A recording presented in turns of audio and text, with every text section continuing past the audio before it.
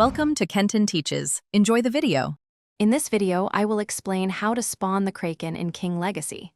Spawning this formidable sea beast requires a very specific item and a precise action.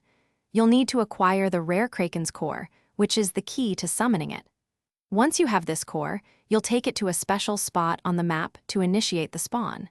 It's the only way to bring this powerful creature into existence.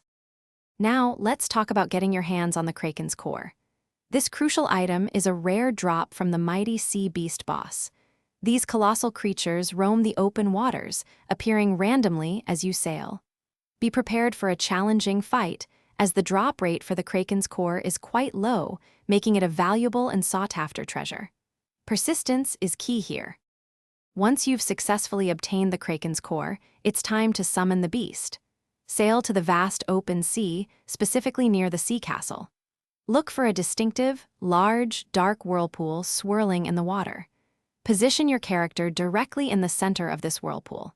Then, simply activate or use the Kraken's core from your inventory and prepare for the epic battle ahead. After using the Kraken's core, the legendary beast will erupt from the depths of the whirlpool, ready for battle. Be ready for an intense fight against this formidable foe.